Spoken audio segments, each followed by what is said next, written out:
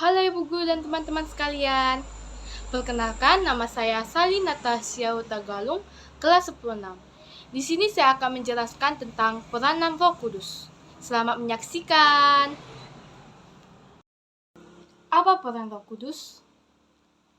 Roh Kudus memberikan kesaksian tentang kebenaran. Dia adalah sumber kesaksian dan wahyu. Dia dapat membimbing kita dalam keputusan kita dan melindungi kita dari bahaya jasmani maupun rohani. Roh Kudus sudah ada sejak awal penciptaan. Di sini Roh Kudus memiliki peran untuk menata dan memberi hidup serta membimbing tokoh-tokoh karismatis untuk melaksanakan tugas yang diberikan Tuhan kepadanya. Roh Kudus dalam Perjanjian Lama hanya terbatas pada orang-orang tertentu saja. Peran Roh Kudus menyatukan seluruh umat beriman yang berhimpun untuk mengembali bagian dalam komunion Allah Tritunggal. Roh Kudus adalah penolong bagi umat beriman dan menuntun hati umat beriman untuk mengalami keselamatan dari Bapa yang diwujudkan dalam sebagai Yesus Kristus. Sedangkan pada Perjanjian Baru diberikan kepada semua orang tanpa kecuali. Walaupun tidak kelihatan, Roh Kudus dapat digambarkan dengan simbol-simbol tertentu, yaitu air. Dalam kehidupan sehari-hari, air sangat bermanfaat dalam berbagai keputusan dan aktivitas manusia. Demikian juga air digunakan dalam kebaptisan. Air dapat membaptisan adalah lambang tindakan Roh Kudus. Air menjadi tanda sakramental yang terdapat guna bagi kelahiran kembali dan menghidupkan, yang mengalir dari langsung Kristus yang salib untuk memberikan kita kehidupan abadi. Urapan. Salah satu tanda kehadiran Roh Kudus juga dilambangkan dengan minyak urapan. Minyak urapan ini sebagai tanda sakramental sering dipakai dalam sakramen krisma, penguatan. Dalam Perjanjian Lama, telah kita lihat bagaimana Daud sebagai orang yang diurapi dengan menerima urapan seorang menerima misi, menyembuhkan dan karunia. Awan dan sinar. Awan dan sinar selalu berkaitan satu sama lain.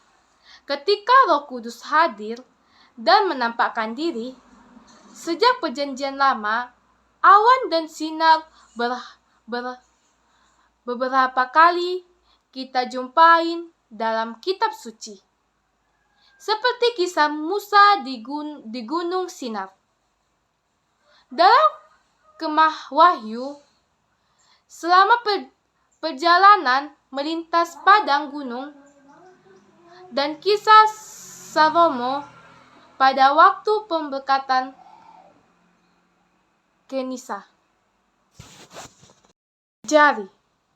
Dalam Perjanjian Lama dikisahkan mengenai perintah Allah yang ditulis dalam 2 roh batu dengan jari Allah sendiri. Sementara dalam Perjanjian Baru dikisahkan tentang sabda Kristus yang tertulis oleh para rasul.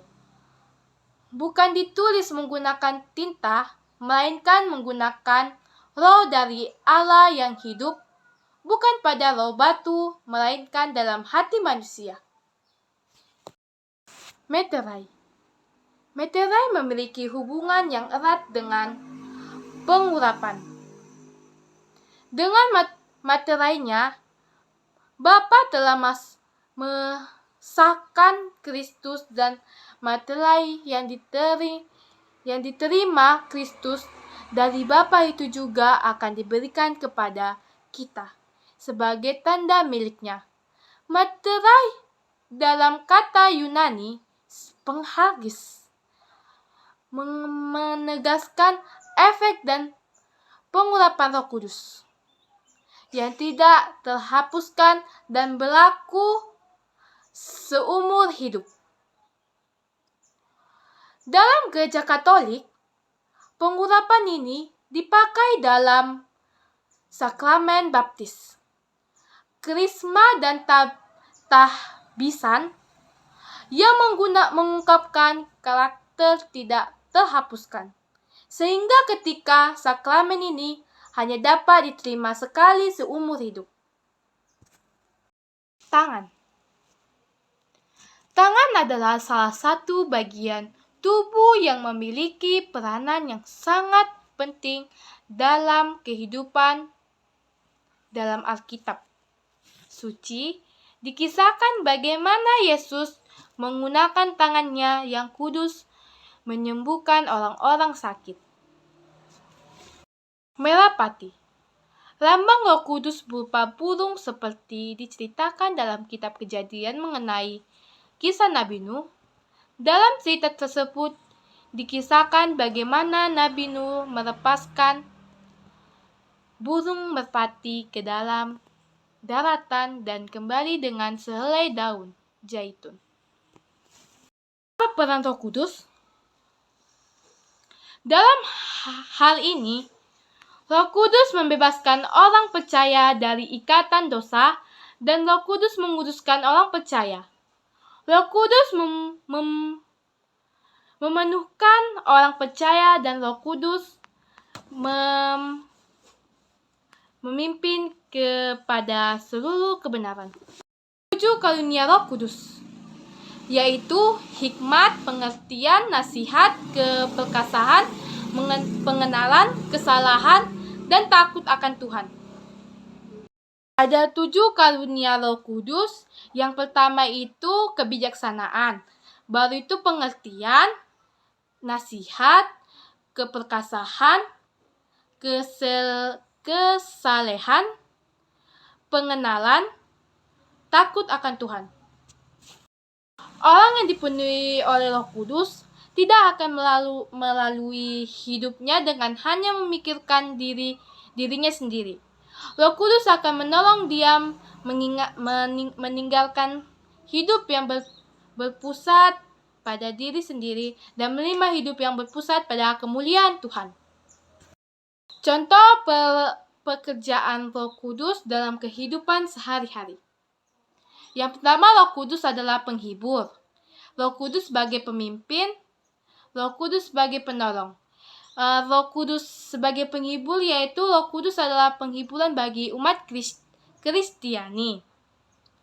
Berarti Roh Kudus sebagai pemimpin, yaitu dalam kehidupan umat Kristiani, Roh Kudus dijadikan sebagai pemimpin yang membawa kebenaran. Baru yang ketiga, sebagai penolong. Sekian dari penjelasan saya.